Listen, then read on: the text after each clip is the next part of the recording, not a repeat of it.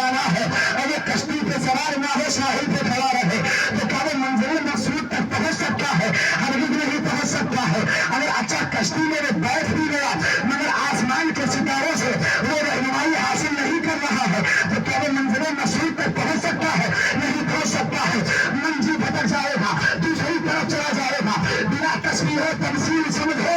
اگر منزل مقصود تک پہنچنا ہے تو اہل بیت کی کشتی کی بھی ضرورت ہے اور آسمان کے ستارے یعنی صحابہ کرام کی بھی ضرورت ہے۔ الحمدللہ یہ ہم اہل سنت و جماعت کا خاصہ ہے کہ ہمارے ایک ہاتھ میں اہل بیت کا دامن ہے اور ہمارے دوسرے ہاتھ میں صحابہ کرام کا بھی دامن ہے اور دونوں دامنوں سے فائدہ اٹھاتے ہوئے بغیر کی بولی میں یہ بولتے ہیں اہل سنت کا ہے بیڑا پار، اصحاب حضور نجم ہے اور نام ہے اطرت رسول اللہ۔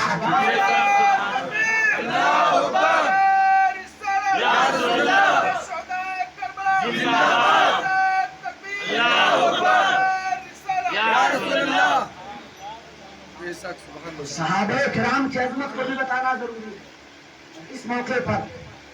جس صحابی رسول کو سب سے زیادہ طعن و تشنیع کا نشانہ بنایا جاتا ہے، سن لیجئے کھول کر کے اور سب کو بتا دیجئے گا، جس صحابی رسول کو سب سے زیادہ طعن و تشنیع کا نشانہ بنایا جاتا ہے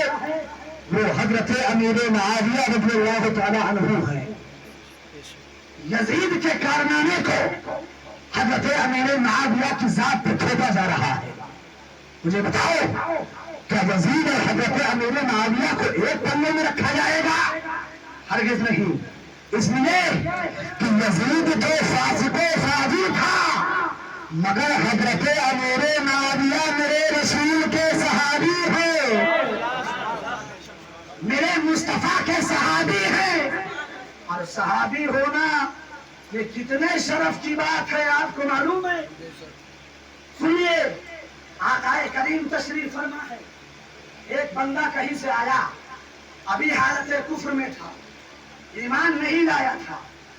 نبی کے چہرے پاک کو دیکھا اور دل کی دنیا بدل گئی اور مصطفیٰ کریم کا کلمہ پڑھ کر کے اسلام میں داخل ہو گئے،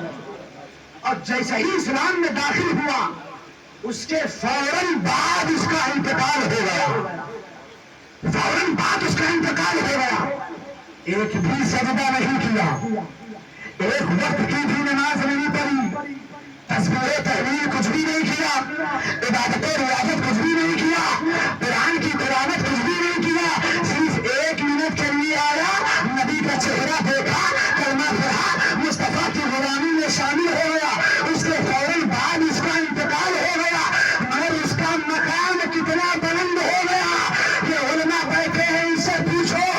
اپنے وقت کا کتنا بڑا غوث ہو، کتنا بڑا قطب ہو، کتنا بڑا ولی ہو، وہ اس صحابی کے قدم کے نیچے